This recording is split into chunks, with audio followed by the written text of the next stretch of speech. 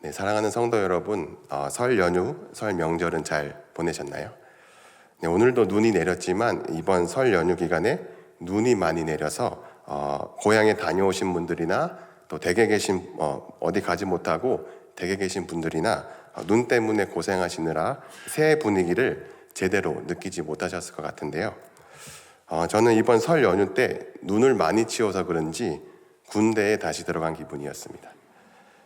저는 지난 설 연휴 첫날이었던 화요일은 제가 3본 예배당에서 새벽 기도를 섬기는 날이었는데요. 전날부터 눈이 계속 내리더니 그날 새벽에도 눈이 제법 쌓여 있더라고요. 그래서 예배를 시작하기 전에 김한철 목사님과 이제 예배를 드리러 오신 성도님들과 함께 교회 앞에 눈을 치우고 예배를 드렸거든요. 그리고 예배가 끝난 후에 나가보니 그 사이에 또 눈이 쌓여 있어서 목사님과 함께 다시 눈을 쓸고 있었습니다. 그때 예배 시작 전에 눈을 쓸어주시던 성도님이 이제 기도를 마치고 댁으로 가시려고 나오셨는데요. 설날 전일 기도에서 성도분께 새해 인사를 드리려고 새해 복 많이 받으세요라고 인사를 건넸어요. 그런데 그 순간 새해 복 많이 받으세요라는 인사가 이 상황과 어울리지 않는 인사처럼 느껴지더라고요. 온몸에 땀이 젖고 눈을 치우느라 이 지친 상태에서 새해 복 많이 받으세요라는 인사보다는 고생 많으셨습니다, 수고하셨습니다 라는 말이 더 적절할 것 같았거든요. 그리고 한편으로 이런 생각도 드는 거예요. 성도님이 함께 눈을 쓸어주신 건 정말 감사한데 혹시 예배 전에 힘들게 눈을 치우느라 예배에 집중하지 못해서 은혜를 받지 못하신 건 아닐까. 그런데 그때 문득 깨달았습니다. 제가 예전에는 안 그랬는데 언제부턴가 성도님들이 예배를 마치고 나면 은혜를 받으셨는지를 걱정하고 있더라고요. 이런 게 세상에서 말하는 직업병이겠죠? 네, 하지만 사실 저희에게 이런 직업병이 생기면 안 되는 게 맞잖아요. 왜냐하면 은혜는 하나님이 주시는 것이지 사람이 만들어낼 수 있는 것이 아니기 때문이죠. 그런데 왜 저는 이런 걱정을 하게 된 걸까요? 아마 사역을 하면서 저도 모르게 예배가 잘 준비되면 은혜도 커지고 부족하면 은혜도 줄어드는 것처럼 생각하게 된 것은 아닐까요? 그러다 보니 예배를 하나님께 드리는 것이 아니라 성도들에게 제공하는 서비스처럼 여기게 된 것이죠. 혹시 이 자리에 계신 성도님들은 지금까지 예배를 드리면서 저와 비슷한 생각을 해보신 적 없으신가요? 매주 드리는 예배를 마친 후에 오늘은 설교가 좋았어. 또 찬양이 참 은혜로웠어.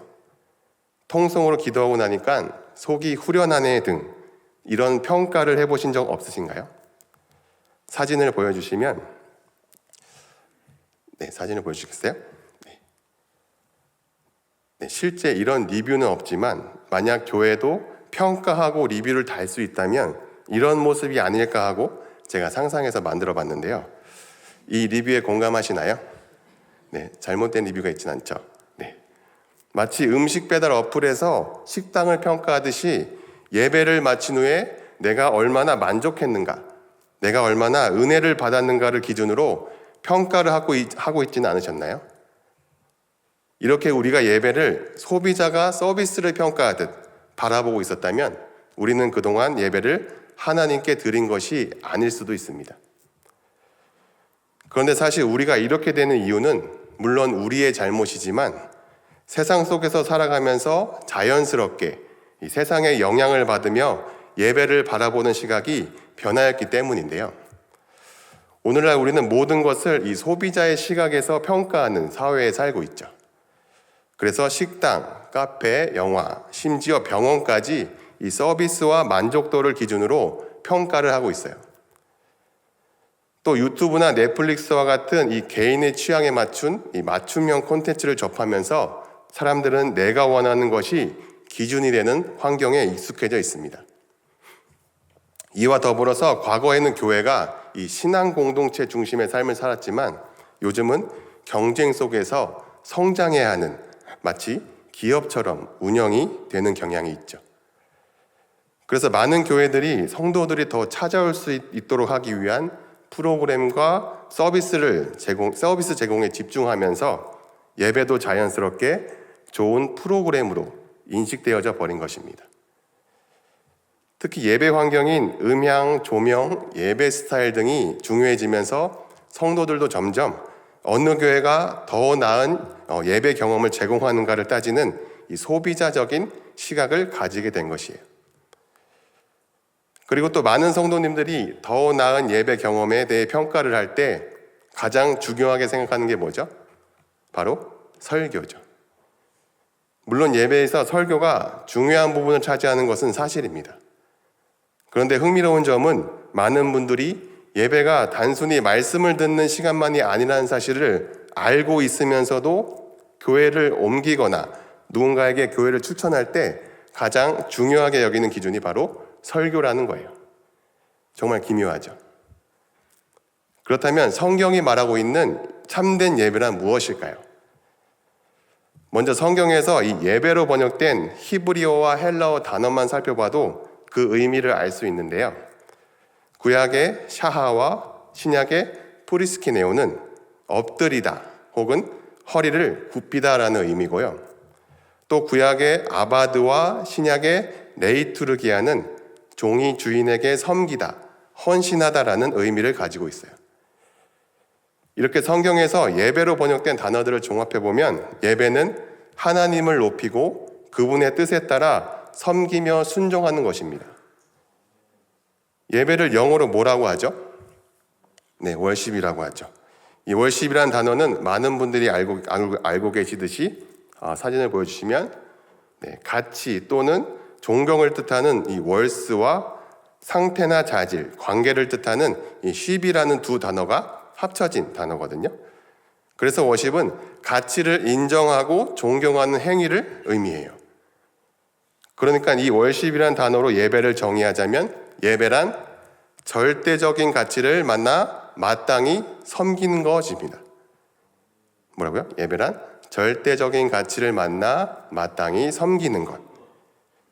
그리고 이 예배라는 단어, 영어로 월십이라는 단어가 성경에서 처음으로 등장하는 구절이 바로 오늘 본문 창세기 22장 5절 말씀인데요. 우리 함께 읽어볼까요? 시작. 이에 아브라함이 종들에게 이르되 너희는 나귀와 함께 여기서 기다리라. 내가 아이와 함께 저기 가서 예배하고 우리가 너희에게로 돌아오리라 하고. 아브라함이 종들에게 우리가 가서 예배하고 돌아오겠다라고 말하는 이 순간, 아브라함이 처한 상황이 어떤 상황인지는 우리 모두가 잘 알고 있죠. 어떤 상황입니까? 바로 하나님께서 아브라함을 시험하시며 그에게 가장 소중한 것, 100세에 얻은 사랑하는 독자 이삭을 모리아 산에서 번제로 드리라고 명령하신 상황이에요. 그런데도 아브라함은 5절에서 내가 아들 이삭과 함께 저 모리아 산으로 올라가서 하나님께 예배하고 오겠다. 즉 하나님의 말씀에 순종해서 이삭을 하나님께 번제물로 드리는 행위를 예배라고 말하고 있어요. 여기서 사용된 단어가 바로 월십입니다. 원어로는 엎드리다, 허리를 굽히다라는 뜻의 히브리어 샤하가 쓰였고요. 사랑하는 성도 여러분, 만약 하나님께서 오늘 우리에게 이렇게 말씀하신다면 어떻게 하시겠습니까? 앞으로 너희가 나를 예배하러 나올 때 빈손으로 오지 말고 너희가 가장 소중하게 여기는 것을 나에게 번제로 바쳐라. 하나님께서 이렇게 하신다면 과연 몇 명이나 예배를 드리러 나올 수 있을까요? 그렇다면 이제 아브라함은 어떻게 이런 시험 앞에서도 이삭을 번제로 드리러 가겠다고 말할 수 있었는지 이 말씀을 통해 아브라함이 보여준 참된 예배의 모습을 살펴보겠습니다. 우리 오늘 본문 1에서 3절 말씀을 함께 읽어볼까요? 시작. 그 일 후에 하나님이 아브라함을 시험하시려고 그를 부르시되 아브라함아 하시니 그가 이르되 내가 여기 있나이다. 여호와께서 이르시되 내 아들 내 사랑하는 독자 이삭을 데리고 모리아 땅으로 가서 내가 내게 일러준 한 산 거기서 그를 번제로 드리라. 아브라함이 아침에 일찍 일어나 나귀의 안장을 지우고 두 종과 그의 아들 이삭을 데리고 번제에 쓸 나무를 쪼개어 가지고 떠나 하나님이 자기에게 일러주신 곳으로 가더니 아브라함은 하나님께서 가장 소중한 것을 번제로 드리라고 명령하셨을 때 망설임 없이 순종하며 예배하러 나아갔습니다. 아브라함이 이 엄청난 시험 앞에서도 이삭을 번제로 드리며 예배할 수 있었던 이유는 바로 아브라함은 하나님이 어떤 분이신지 알고 있었기 때문이에요. 그동안 자신의 삶 가운데 하나님께서 어떻게 인도하셨는지, 그리고 약속하신 말씀을 어떻게 이루셨는지를 경험했기 때문이죠. 그것을 어떻게 알 수 있냐 하면 본문 1절에 보면 처음에 그 일 후에로 시작하고 있죠. 이 말씀은 단순한 연결 표현이 아니라 아브라함이 지금까지 경험했던 이 하나님과의 여정을 나타내는 중요한 단서인데요. 이 부분을 원문으로 보게 되면 복수 형태로 쓰여져 있거든요. 그러니까 원문 그대로 번역하면 그 일 후에가 아니라 그러한 일들 후에가 되는 거예요. 그렇다면 그러한 일들 후에는 언제부터 일들을 말하는 걸까요? 바로 창세기 12장 1절부터 4절에서 아브라함의 이름이 아브람일 때, 즉 하나님께서 먼저 아브람을 찾아오셔서 그를 부르셨을 때부터입니다. 우리 그 말씀을 함께 읽어볼까요? 창세기 12장 1절에서 4절 말씀입니다. 시작. 여호와께서 아브람에게 이르시되 너는 너의 고향과 친척과 아버지의 집을 떠나 내게 보여줄 땅으로 가라. 내가 너로 큰 민족을 이루고 내게 복을 주어 내 이름을 창대하게 하리니 너는 복이 될지라. 너를 축복하는 자에게는 내가 복을 내리고 너를 저주하는 자에게는 내가 저주하리니 땅의 모든 족속이 너로 말미암아 복을 얻을 것이라 하신지라. 이에 아브라함이 여호와의 말씀을 따라갔고 롯도 그와 함께 갔으며 아브라함이 하란을 떠날 때에 75세였더라. 아멘. 아브라함이 처음 하나님을 만났을 때 하나님께서는 그에게 고향과 친척과 아버지의 집을 떠나라고 말씀하셨어요. 즉 눈에 보이는 것들을 내려놓고 하나님의 인도하심을 따르라고 하신 것이죠. 아브라함은 이때 아직 하나님을 잘 몰랐지만 하나님을 신뢰하며 따르는 삶을 살기 시작한 거예요. 그래서 초반에는 하나님 앞에서 많은 실수와 우여곡절들이 있었습니다. 조카 롯과의 다툼 사건, 소돔과 고모라 사건, 아내 사라를 누이라고 속인 사건 등등. 하지만 그 가운데에서 자신을 보호하시고 인도하시는 전능하신 하나님을 경험했어요. 그리고 아브라함이 하나님과 동행한 여정에서 중요한 전환점이며 하나님의 신실하심과 약속의 성취를 직접 경험한 매우 중요한 순간이 바로 25년 만에 이삭을 얻은 순간인데요. 이삭의 출생으로 아브라함은 하나님을 신뢰할 만한 분으로 더욱 확신하게 되었습니다. 이렇게 아브라함은 자신의 삶 속에서 하나님이 얼마나 크고 놀라우신 분이신지를 깊이 경험한 사람이었어요. 그렇게 아브라함에게 하나님은 소중한 아들 이삭보다 더 가치 있고 소중한 분이셨기 때문에 이삭을 드리라는 명령 앞에서도 망설이지 않고 순종할 수 있었던 것이죠. 우리도 마찬가지입니다. 우리가 지금 이 자리에서 예배하는 이유는 우리가 먼저 하나님을 찾아서가 아니라 하나님께서 우리를 먼저 찾아오셨기 때문입니다. 하나님께서 먼저 우리를 부르시고 구원하셔서 지금까지 우리의 삶을 인도해 오셨으며 앞으로도 인도하실 분이시기 때문에 우리도 그분의 가치를 알고 있기 때문에 지금 하나님을 예배하고 있는 거잖아요. 예배는 우리의 선택이 아니라 하나님의 부르심에 대한 응답임을 믿으시기 바랍니다. 그래야 오늘 이 예배가 단순한 종교적 행위가 아니라 하나님의 신실하심을 경험한 자들이 드리는 온전한 헌신과 순종의 예배가 되기를 소망합니다.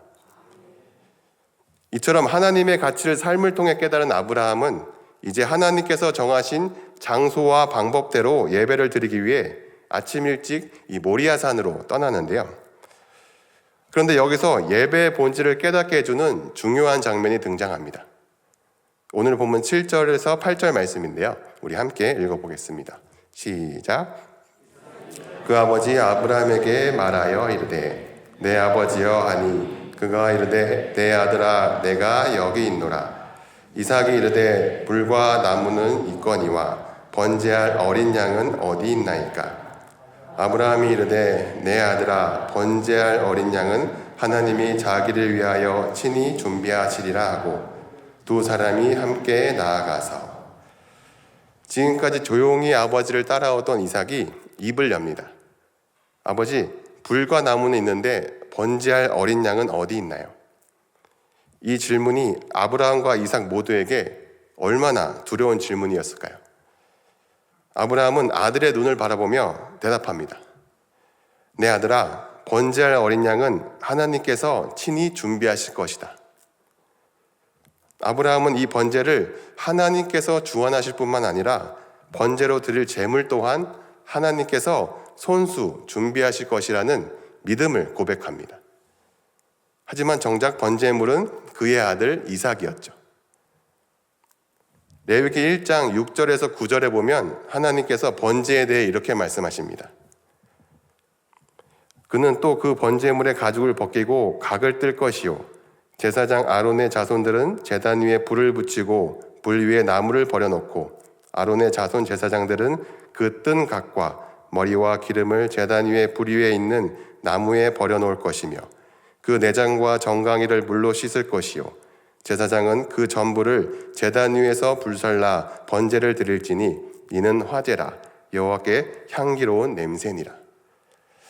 번제는 단순한 제사가 아니었습니다. 칼로 가죽을 벗기고 온몸을 조각내어서 제단 위에 완전히 불태우는 제사였어요. 즉 이삭이 번제로 드려진다는 것은 단순한 죽음이 아니라 완전한 희생을 의미합니다. 그런데 아브라함은 이삭을 이렇게까지 해도 하나님께서 반드시 살리실 것이라는 믿음이 있었습니다. 그 믿음이 히브리서 11장 17절에서 19절에 이렇게 기록되어 있는데요. 우리 함께 읽어볼까요? 시작. 시험을 받을 때에 믿음으로 이삭을 드렸으니 그는 약속들을 받은 자로되 그 외아들을 드렸느니라. 그에게 이미 말씀하시기를 내 자손이라 칭할 자는 이삭으로 말미암으리라 하셨으니 그가 하나님이 능히 이삭을 죽은 자 가운데서 다시 살리실 줄로 생각한지라. 비유컨대 그를 죽은 자 가운데서 도로 받은 것이니라. 아멘. 아브라함은 이 소중한 이삭을 번제로 드리라는 이 하나님의 명령 앞에서 그저 순종한 것이 아니라 하나님께서 반드시 다시 살리실 것이라는 믿음으로 나아갔어요. 그렇다면 아브라함이 이렇게까지 믿을 수 있었던 근거는 무엇이었을까요? 바로 하나님의 약속의 말씀이었습니다. 창세기 21장 12절 말씀에 하나님이 아브라함에게 이르시되 내 아이나 내 여종으로 말미암아 근심하지 말고 사라가 내게 이른 말을 다 들으라. 이삭에게서 나는 자라야 내 씨라 부를 것임이니라. 아멘. 하나님은 이미 이삭을 통해 자손이 이루어질 것이라고 약속하셨습니다. 만약 이삭이 죽는다면 하나님께서 그를 반드시 다시 살려야만 약속이 성취되는 것이죠. 아브라함은 이 약속을 믿었기 때문에 이삭을 드리러 갈 수 있었습니다. 그런데 여기서 우리는 한 가지 질문을 던져야 합니다. 예배가 하나님께 드리고 섬기는 거라고 했으니까 그렇다면 예배란 하나님께 나의 소중한 것을 드리는 것인가? 많은 분들이 예배를 나의 희생을 드리는 행위로 착각할 때가 많습니다. 아브라함이 소중한 이삭을 드렸듯이 내 소중한 시간을 드려야 하나? 아니면 물질을 드려야 할까? 혹은 재능과 힘으로 봉사하는 것이 예배일까? 라고 생각할 때가 있죠. 그런데 우리가 소중하다고 생각하는 것들이 정말 하나님께도 소중한 것일까요? 내가 가진 모든 것, 시간, 물질, 건강도 이미 하나님께서 우리에게 주신 것입니다. 결국 내가 하나님께 드릴 만한 것은 아무것도 없다는 것이죠. 그렇다면 하나님께서는 왜 아브라함에게 이삭을 바치라고 하셨을까요? 오늘 보면 마지막 구절인 13절과 14절을 함께 읽어보겠습니다. 시작. 아브라함이 눈을 들어 살펴본즉 한 순양이 뒤에 있는데 뿔이 숯불에 걸려 있는지라. 아브라함이 가서 그 순양을 가져다가 아들을 대신하여 번제로 드렸더라. 아브라함이 그 땅 이름을 여호와 이르라 하였으므로 오늘날까지 사람들이 이르기를 여호와의 산에서 준비되리라 하더라. 하나님은 이 아브라함이 칼을 들어 이삭을 치려는 순간 눈을 들어보니 이 순양 한 마리가 숯불에 걸려 있었습니다. 즉 하나님께서 순양을 준비하신 것이죠. 아브라함이 하나님께 드리려 했던 이삭 대신 순양이 죽었습니다. 그리고 하나님께서 그 순양을 제물로 받으셨어요. 이것이 여호와 이레, 하나님께서 친히 준비하신다입니다.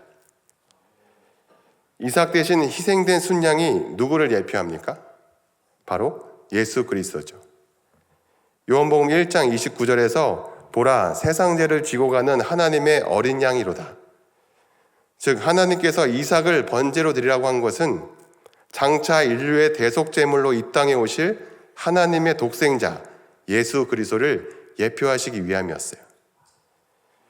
그러므로 우리도 하나님을 예배할 때 이 아브라함이 이삭 대신 하나님께서 준비하신 순양을 드렸던 것처럼 우리를 대신하여 십자가에 죽으시고 부활하신 예수 그리스도를 의지하며 나아가야 하는 것입니다. 원래 우리들은 하나님을 예배하기는커녕 하나님께 나아갈 수조차 없는 존재였어요. 아무리 나의 소중한 것, 나의 의를 가지고 나아간다 할지라도 죄인된 우리는 하나님께 예배를 드릴 수 없는 존재였습니다. 하지만 하나님께서 먼저 우리가 스스로 나아갈 수 없는 그 길을 열어주셨어요. 바로 예수 그리스도를 통해서 말이죠.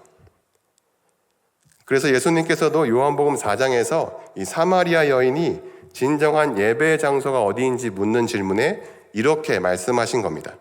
우리 요한복음 4장 24절 말씀을 함께 읽어볼까요? 시작. 아버지께 참되게 예배하는 자들은 영과 진리로 예배할 때가 오나니 곧 이때라. 아버지께서는 자기에게 이렇게 예배하는 자들을 찾으시니라. 아멘. 그러니까 참된 예배는 장소가 중요하다거나 우리의 노력과 의지로 드리는 것이 아니라 영이신 하나님을 성령의 인도하심을 따라 진리이신 예수 그리스도를 의지하여 드리는 것이라고 말씀하셨어요. 그리고 이렇게 예배드리는 자들을 찾고 계신다고 말씀하십니다. 말씀을 맺겠습니다. 사랑하는 성도 여러분, 이제 정말로 2025년 새해가 시작되었습니다. 올해는 어떤 목표를 세우고 어떤 계획을 이루려고 하십니까? 건강을 지키기 위해 운동을 시작하고 더 나은 삶을 위해 또 새로운 목표를 세우고 가족과의 관계를 돌아보며 의미 있는 한 해를 계획할 수도 있습니다. 하지만 하나님의 자녀된 우리들에게 그 어떤 목표보다 중요한 것은 하나님 앞에서 참된 예배자로 살아가는 것입니다. 지난 1년 동안의 나의 예배를 돌아보고 2025년에는 예배가 나의 만족을 위한 단순한 종교적 행위가 아니라 우리를 구원하시고 인도하시는 이 하나님을 경외함으로 온전한 순종과 헌신의 예배를 드리는 참된 예배자 되시기를 주님의 이름으로 축복합니다.